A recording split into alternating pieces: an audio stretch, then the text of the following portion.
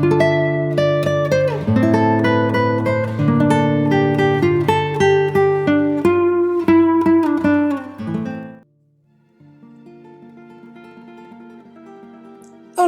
meu nome é Nice e sejam bem-vindos a mais um áudio aqui para o canal.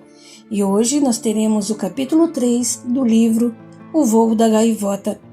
Mas, como sempre, eu peço que você deixe seu apoio ao canal, curtindo, comentando, compartilhando. E se chegou agora e ainda não é inscrito, gostou do canal, eu te convido a se inscrever.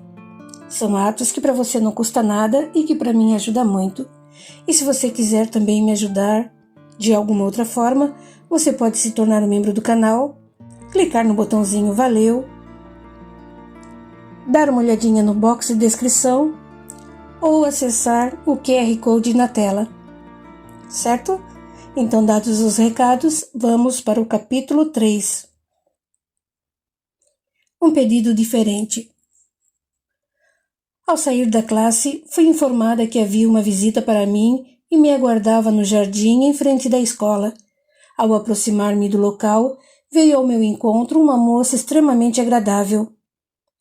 Patrícia, sou Elisa. Gostaria de conversar com você. Oi, Elisa, como está? Sentemos aqui. Convidei-a e nos acomodamos no banco embaixo de uma frondosa árvore. Minha recém-conhecida falou de modo delicado. Patrícia, vim lhe pedir uma ajuda muito especial. Na casa do escritor me informaram que a acharia aqui. Antes, porém, fui procurá-la num centro espírita em que disseram-me você se manifestava. E lá me decepcionei, porque a manifestante não era você. Sorri, compreendendo. Elisa, isso tem ocorrido. Gosto de centros espíritas e muito mais ainda da doutrina que já abraçara encarnada. Após meus estudos de reconhecimento do plano espiritual, só fui a alguns centros espíritas para conhecer e estudar. Não os tenho visitado mais. Quando vou à Terra, apenas vejo meus familiares e, quando dá, visito somente o centro espírita que meus familiares frequentam para estar com eles e rever amigos. Isto porque optei por estudar e trabalhar com desencarnados em colônias. Pensei que você estivesse ditando mensagens por outros médiuns, falou Elisa. Tudo o que faço e que farei é com muito amor, repliquei. Não é meu trabalho desenvolver médiuns, pois é tarefa que exige muito preparo e paciência. Também não tenho como incumbência ser protetora de ninguém, nem escrevo por outros médiuns, a não ser por minha tia Vera. Isto porque nós duas nos preparamos durante anos, quando estávamos desencarnadas para este trabalho. Reencarnamos e tivemos, na vida física, grande afinidade. Conseguia transmitir a ela o que pensava. Após programar nosso trabalho, nós o executamos com dedicação para que saia o melhor possível. Tenho recebido muitas manifestações de carinho por esses livros, e meu afeto por todo é sincero e profundo. Gostaria de estar perto daqueles que desejam minha presença, mas é impossível, porque meu trabalho é nas colônias e não tenho condições de estar em muitos lugares ao mesmo tempo. Você vai visitar muito seus pais? Comunica-se no centro espírita que eles frequentam? Estou com eles sempre que me é possível.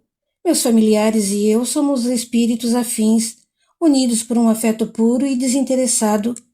Na reunião que eles frequentam, não se valoriza o nome do comunicante, mas sim o bem que sua presença ou comunicação proporciona aos que estão presentes, sejam encarnados ou desencarnados. Quem organiza a parte espiritual é nosso grande amigo Arthur e seus colaboradores, que são uma quantidade enorme de Josés, Anas, Joaquins, Marias, Antônios e muitos outros nomes comuns esquecidos dos homens, mas conhecidos de Deus. Meu pai nunca me invocou nem dei comunicação de forma espontânea. Reconheço que nessas reuniões sou aprendiz e que meu pai encarnado sabe muito mais do que eu, e quando lá vou, o faço para escutar e aprender. Mas você veio pedir ajuda. De que se trata? Sei que os trabalhadores da colônia Casa do Escritor têm atendido em seu nome inúmeras pessoas. Estou ciente também que ao pedirmos nem sempre seremos atendidos por quem fizemos a rogativa, pois muitas vezes são outros espíritos que nos socorrem. Entretanto, me foi permitido vir até você. Moro na colônia Perseverança, trabalho como enfermeira em um dos hospitais, mas estou de licença para cuidar de um assunto particular. Porém, analisando bem o problema que quero resolver, compreendi que não tenho como fazê-lo sozinha. Conversei com um socorrista do umbral e ele me informou que, para esse tipo de trabalho, seria aconselhável pedir ajuda a um centro espírita, a uma pessoa que possua preparo especializado para a tarefa. Ouvi surpresa ele me dizer que seu pai poderia me ajudar. Em vez de ir logo ao centro espírita, onde ele trabalha, vim primeiro até você. Se considerar conveniente e me encaminhar a ele, o grupo do qual seu pai faz parte certamente me ajudará. Certamente, respondi sorrindo. O que não fazemos os pais pelos filhos? Você pensou bem. Achando que me devia mais explicações, Elisa continuou a falar. Fui, quando encarnada, muito doente. Logo que desencarnei, socorreram-me. Recuperei-me rápido e gostei da nova vida e da colônia para onde fui levada. Era ainda jovem, 23 anos, e deixei na terra meus pais e 2 irmãos, que muito me amam e que me ajudaram muito com suas orações. Estava contente, estudava e trabalhava. Foi então que algo começou a me inquietar. Comecei a sentir grande necessidade de recordar minha encarnação anterior, por certo ligada a acontecimentos que talvez tivesse que solucionar. Por isso sentia muita vontade de lembrar. Fui então procurar ajuda no departamento próprio e pedi para recordar meu passado. Estudando meu pedido, o pessoal especializado me atendeu e pude recordar. Compreendi que minha preocupação era com um espírito a quem sou muito ligada, pois inquietava-me por ele, só que não sabia onde estava e quis encontrá-lo. Após algumas pesquisas, tomei conhecimento de que Walter está desencarnado e em um local do umbral. Sinto culpa por ele ter caído no erro e estou triste por ele estar lá. Elisa enxugou as lágrimas, aquietando-se por alguns segundos. Respeitei seu silêncio, aguardei e logo ela continuou. Walter está no umbral, numa fortaleza, e o chefe do local é muito perigoso. Ele pediu ajuda? Indaguei. Não tem condições para isso. Se tivesse pedido, um socorrista já o teria tirado de lá. Ele está muito iludido, completamente perturbado. Sofre, esquece do pai maior e julga-se também esquecido. Socorrer alguém sem que ele queira é difícil, falei. É por isso que venho pedir para você me ajudar. Se o tirarmos de lá e o levarmos ao centro espírita para receber orientação através de um médium de incorporação, ele irá querer socorro. Falou Elisa, esperançosa. Elisa, por que Walter está perturbado? Resgate, Patrícia, mas também pelos tóxicos. Sei que é uma ajuda difícil. Drogados dão muito trabalho, ainda mais os que não querem socorro. Mas eu o amo tanto. Seus olhos meigos encheram-se novamente de lágrimas. Sorri, animando-a, e pedi. Conte-me tudo. Sabendo onde Walter estava, fui à colônia a que aquela região do umbral está vinculada. Pedi a eles informações, inclusive por vídeo, para conhecer o lugar. Nota do autor. A palavra vídeo foi usada apenas como identificação para que o leitor tenha uma ideia aproximada do que seja o aparelho. Entristeci-me mais ainda. O local era horrível. Chama-se Túnel Negro e consiste numa construção que tem só um portão de entrada. O chefe desse lugar chama-se Natan e, juntamente com outros desencarnados afins, ou seja, um bando, fazem experiências com os toxicômanos desencarnados que vão lá. Muitos ali sofrem horrores. Indaguei aos instrutores como faria para libertá-lo de lá e eles me disseram que, no ambiente trevoso daquela espécie, seria necessário algum espírito ou espíritos que tivessem conhecimentos em manipular forças primárias, e o encarnado o faria com mais facilidade, pois os desencarnados, mesmo sendo bons, teriam limitações, já que não mais possuem vibrações primárias. Também não bastaria só tirá-lo daquele lugar ruim, porque liberto não se poderia trazê-lo para um socorro que não quer por estar revoltado, abobalhado e perturbado. Não poderia deixá-lo vagando no umbral, porque seria novamente enturmado a seus afins e talvez ficasse em condições piores, ou então cairia em outras armadilhas que só lhe trariam sofrimentos, e poderia também vagar entre os encarnados da sua mesma espécie, prejudicando-se mais.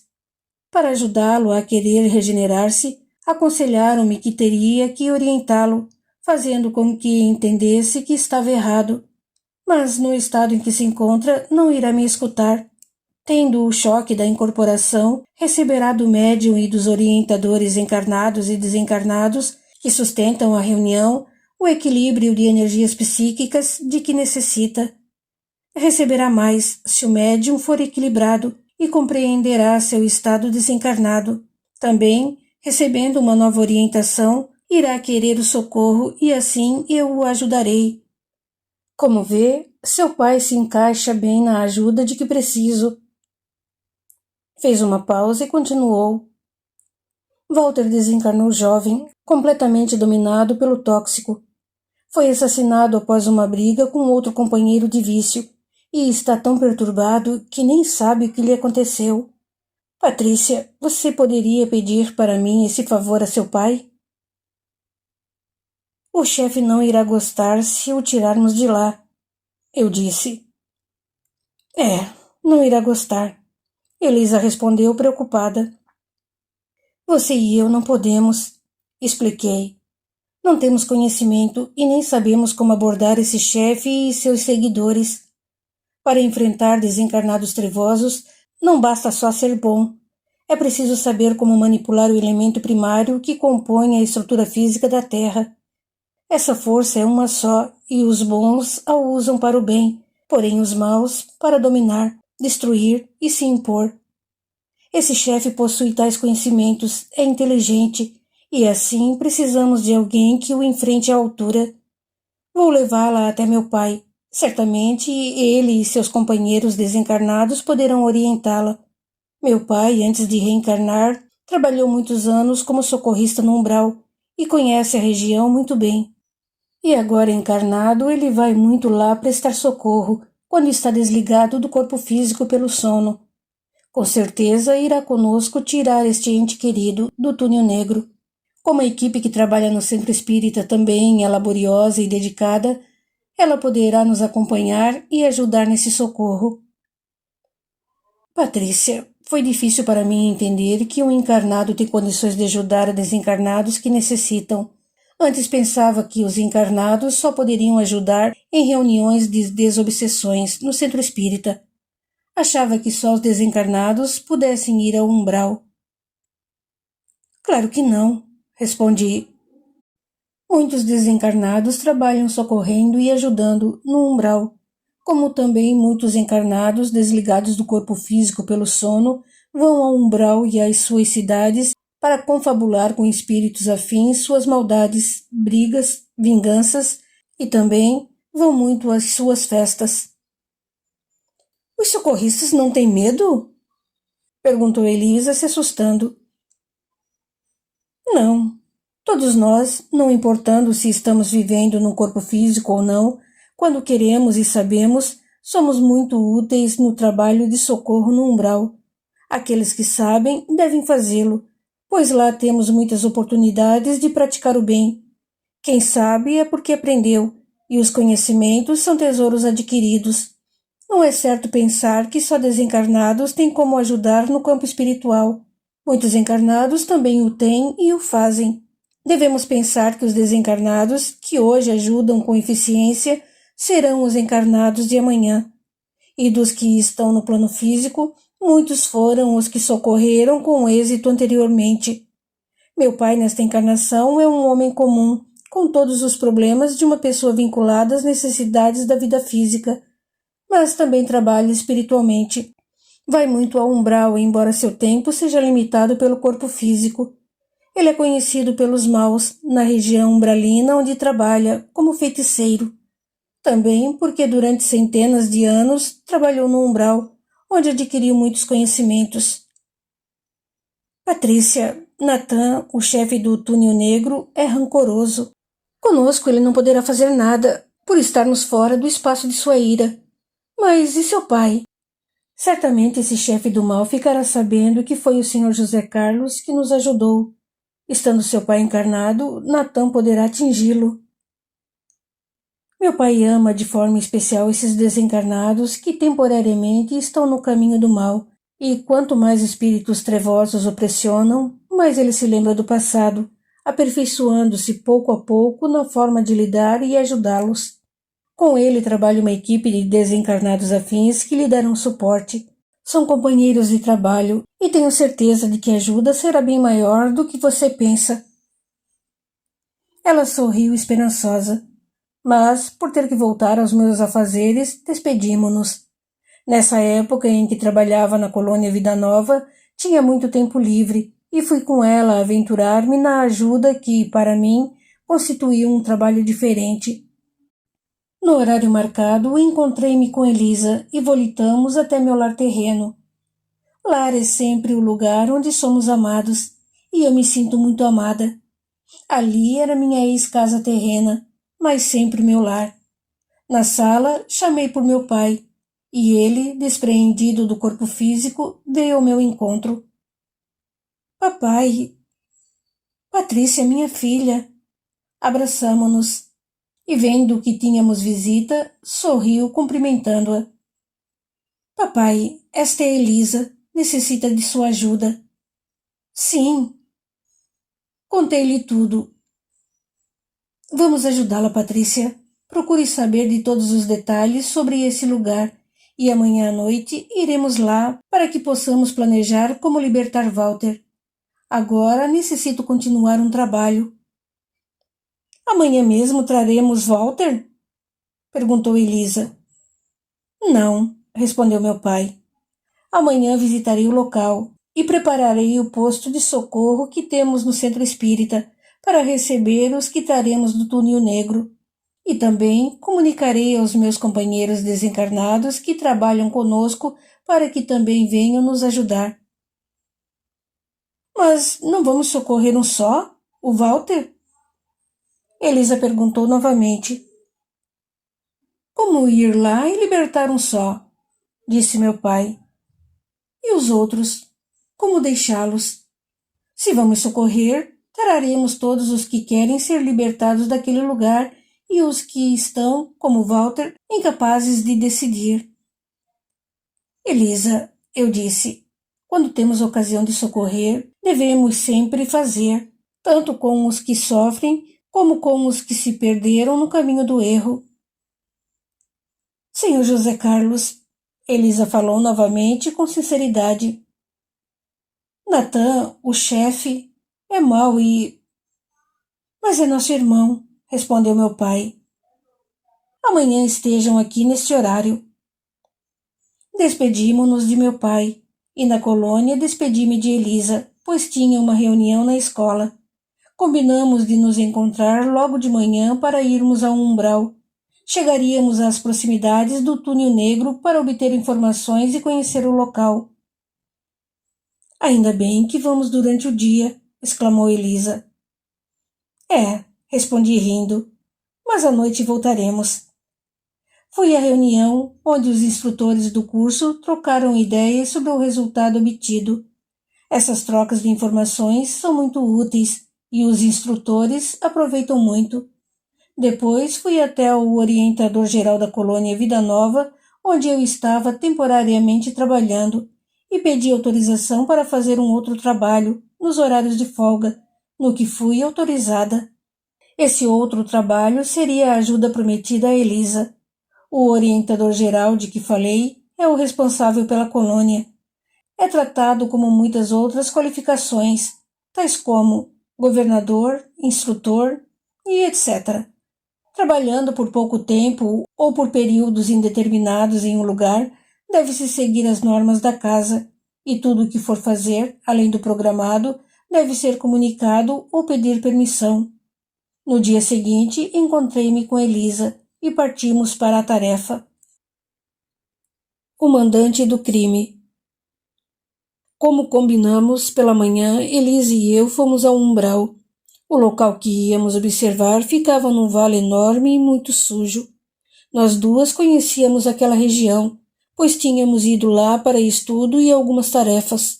Mas sempre temos algo novo para conhecer todas as vezes que vamos a uma das suas áreas. O umbral difere muito de uma região para outra, e nunca havíamos estado naquela parte. Elisa, como já tinha estado ali, me guiou. Nenhum espírito que já tenha algum conhecimento do plano espiritual se perde no umbral. Pode não achar o que procura, e se por acaso acontecer de não saber onde se encontra, é só pensar na casa em que se trabalha, a que está vinculado, para receber a ajuda de um socorrista ou entrar em sintonia com os que estão lá, e em instantes acha o caminho de volta. Pode também receber orientação no local em que se encontra. Como era de dia, o local tinha claridade, embora escassa, à maneira do entardecer na terra. Naquela região havia muitas pedras, com mais ou menos 1 a 2 metros de diâmetro. A maioria cinza escuro. O lugar era de pouca vegetação, com algumas árvores pequenas e tortas pelo vento forte que costumava ter o lugar. Alguns filetes de água corriam pelo chão, de cor marrom, e às vezes era somente barro. Logo que chegamos às proximidades do túnel negro, vimos uma grande e sólida construção. Não encontramos nenhum desencarnado por perto, de vez que por ali não vagava ninguém. Isso era mau sinal.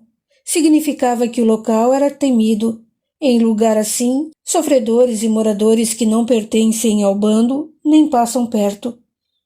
Túnel Negro está localizado no umbral, na parte fácil de visitar, ou seja, no local mais ameno.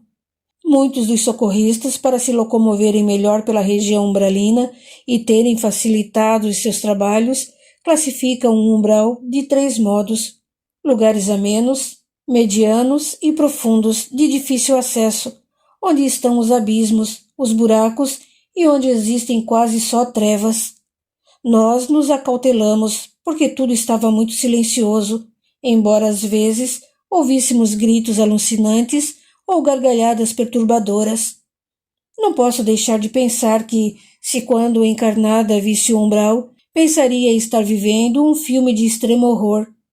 Entretanto, é uma das moradas do Pai, e onde tantos irmãos nossos fizeram sua moradia. Alguns ali sofrem, outros reinam, mas existem aqueles que de lá gostam, pois se iludem. Enfim, são todos infelizes. A criatura só é ser infeliz quando se distancia do seu Criador. Uma trilha, um caminho, liga o túnel negro a uma cidade dos encarnados. Era de terra batida. Contornamos as pedras maiores. Íamos assim em zigue-zague. Qualquer um no umbral nos veria, por vibrarmos diferente. Porém, se quiséssemos, não seríamos vistas. Os socorristas, quando trabalham na zona umbralina, se tornam visíveis aos seus moradores, porque assim podem ser solicitados, facilitando os socorros. E em visitas ao umbral, temos sempre muitas oportunidades de ajudar e aprender. De repente, ouvimos vozes, e para melhor observar o grupo que passava, ficamos atrás de uma pedra maior perto da trilha. Como eles estavam distraídos, não nos viram. Não queríamos que percebessem nossa presença. O bando que passou pela trilha era de 6 espíritos, todos de aspectos ruins, armados, com roupas de couro e de tecido grosso, e alguns enfeitados com colares. As mulheres estavam muito maquiadas, gargalhavam e falavam alto. Passavam rumo à cidade dos encarnados.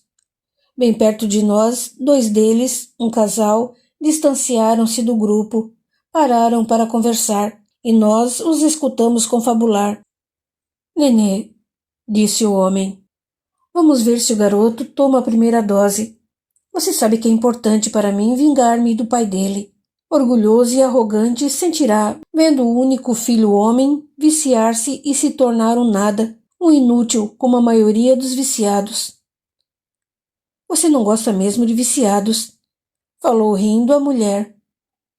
São uns fracos, uns bobos, replicou ele. Preste atenção. Você tem que fazer com que alguma das mocinhas viciadas se aproxime dele e namore o garoto.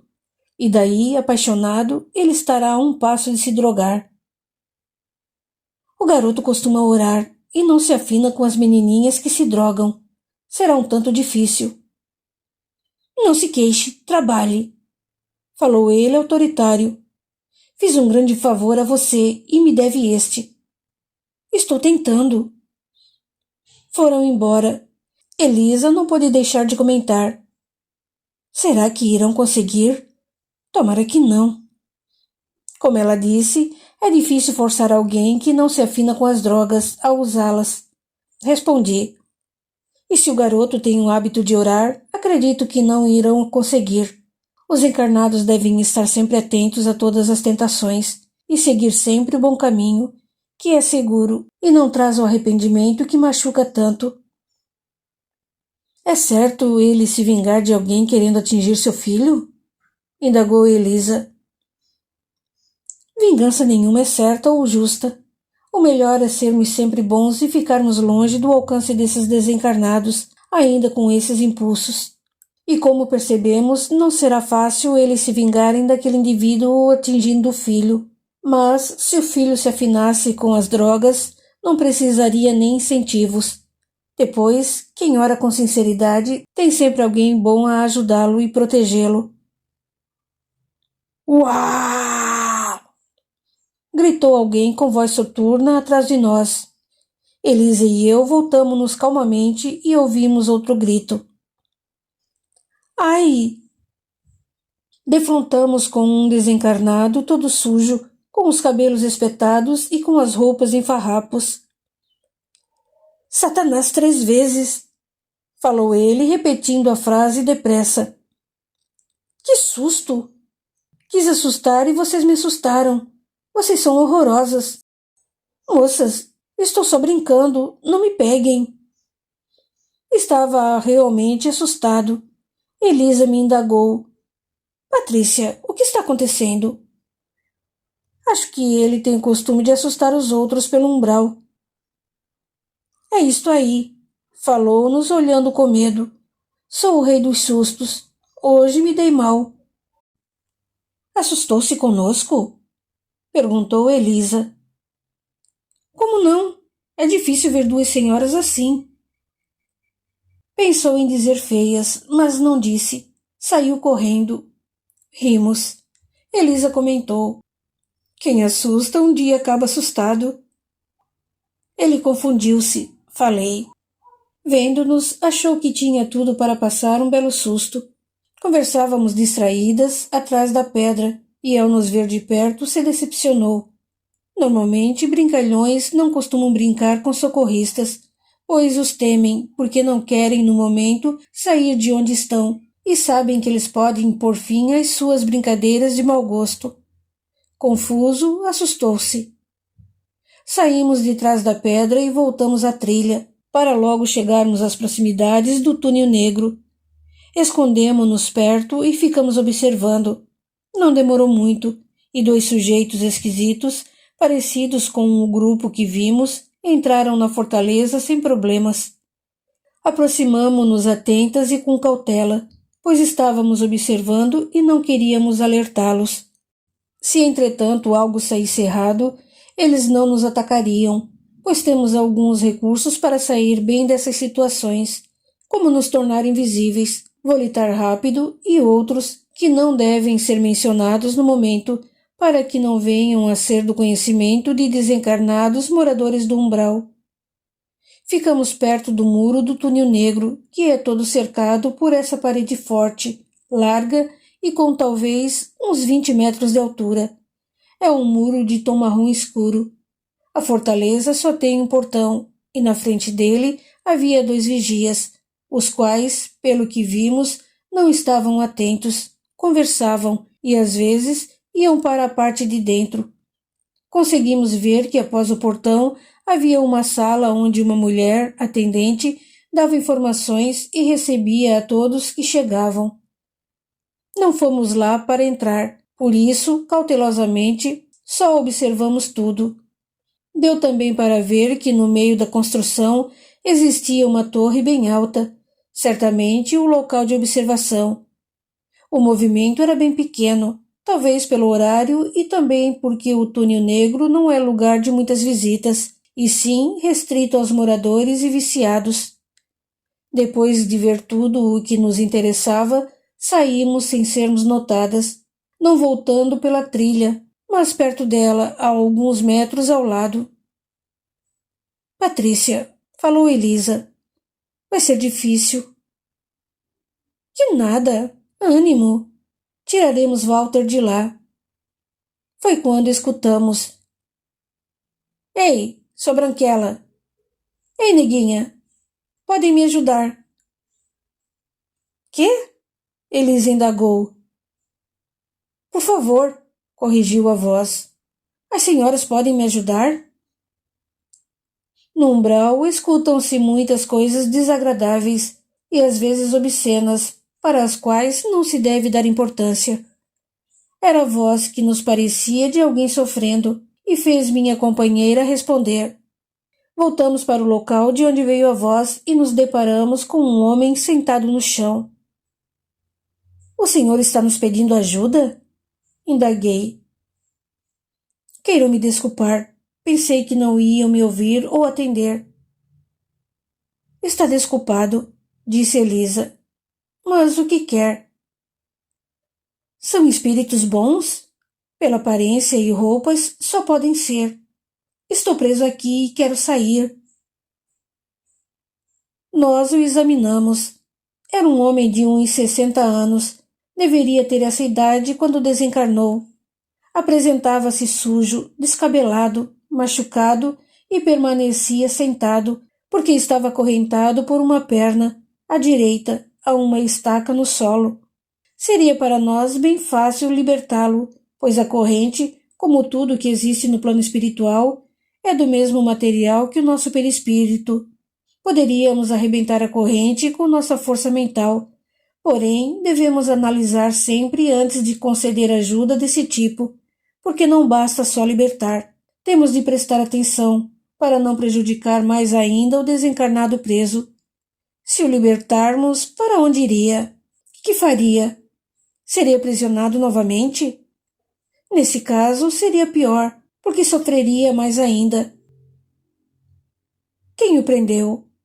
Elisa indagou. Olhei-o fixamente e convidei-o mentalmente a não mentir. Se o fizesse, logo saberia.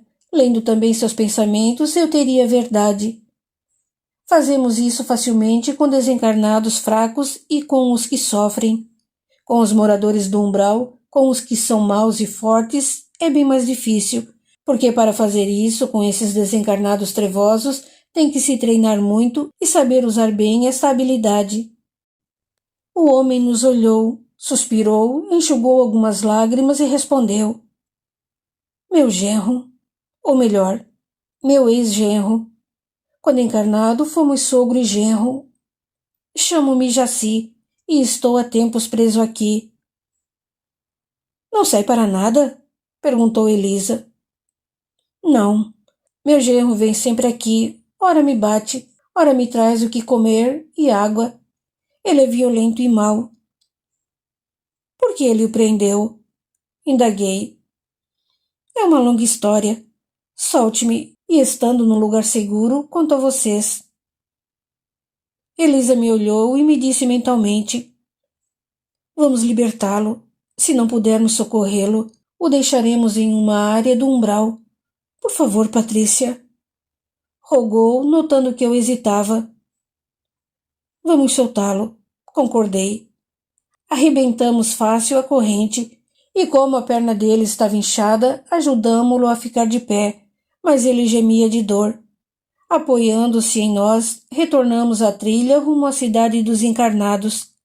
Logo chegamos e nos sentamos na relva num terreno vago e Jaci, como prometera, contou sua história.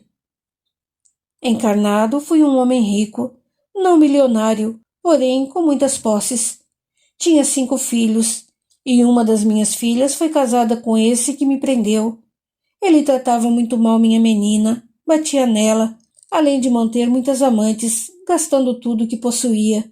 Pensando ficar livre de tal peste, mandei matá-lo, pagando bem caro um assassino que o eliminou com um tiro. Ninguém descobriu, nem ficaram sabendo que eu fora o mandante. Mas ele, depois de desencarnar, ficou sabendo e esperou que eu também desencarnasse para me maltratar. Já lhe pedi perdão, mas ele não me atende. Pediu de coração? Elisa indagou. Sim, mas logo que desencarnei, sentia que, se voltasse ao passado, mandaria fazer tudo novamente. Depois, com o tempo, lá sozinho e preso, fiquei a pensar e entendi que estava errado. Não tinha o direito de tirar a vida física de ninguém. De fato, Jaci, não temos o direito de cortar a existência de um corpo físico de ninguém. Agora você está livre e o convido para se voltar ao bem, a pedir perdão a Deus e recomeçar a vida, auxiliando a si mesmo e a outros irmãos. Aceita? Vamos levá-lo a um lugar onde será hospitalizado para sarar de todos os seus machucados, falou Elisa delicadamente. Esse lugar é bonito? Perguntou ele. Ouvi dizer que onde os bons moram é fantástico. Sim, repliquei. É maravilhoso para aqueles que querem mudar, mas desinteressante para quem cultiva os prazeres materiais. Você irá para um posto de socorro aqui perto. Obrigado, falou com sinceridade. Nós o levamos para um posto de socorro da região localizado perto do umbral. Tocamos a campainha, apesar de que esses postos de socorro têm sempre vigias e locais de observação, podendo ver quem se aproxima e pelas vibrações sabem também quem é. Os portões dos postos normalmente são trancados, mas poderiam, só pela vibração, ser abertos, não necessitando bater ou tocar a sineta que existe em alguns. Porém, esse bater é costume no plano espiritual, porque ao parar no portão ou porta, o visitante é observado melhor. Em muitos postos, quando o portão é aberto, defrontamo-nos com um hall ou sala, onde são normalmente atendidos quem os visita. Em casos de emergência, quando se está para chegar a essas casas de auxílio, pede-se mentalmente e o portão se abre ao se estar perto. Há casos também em que os trabalhadores da casa vão encontrar-se com quem pede ajuda para auxiliar. Esse bater é mais uma forma educada de visitar uma casa. O portão foi aberto e fomos convidados a entrar. Explicamos para a senhora que nos atendeu o porquê de nossa presença e pedimos abrigo para Jaci. Atenderam-nos prontamente e já no pátio Jaci nos indagou. Vocês não iam me levar para um lugar lindo? Aqui é tão simples. Entendi-o. Lugares bonitos se diferenciam pelo gosto. Para muitos, lugares lindos são de luxo e ostentação. Para outros, os que se afinam com a simplicidade, a maior beleza é a vibração de harmonia emitida por seus sustentadores. Para Elisa e eu, o posto é muito bonito, com canteiros floridos a enfeitar o pátio, e árvores arredondadas de um verde muito agradável estavam entre os canteiros, cobrindo bancos míticos, num convite às pessoas a se sentarem. O prédio, em formato de U, de 3 andares, é majestoso e tem janelas grandes, com flores no beiral em quase todas. O quê? Falou Elisa, espantada. Não acha que bonito? Pensei que fosse diferente, respondeu Jaci. Deixamos Jaci acomodado numa enfermaria e voltamos aos nossos afazeres.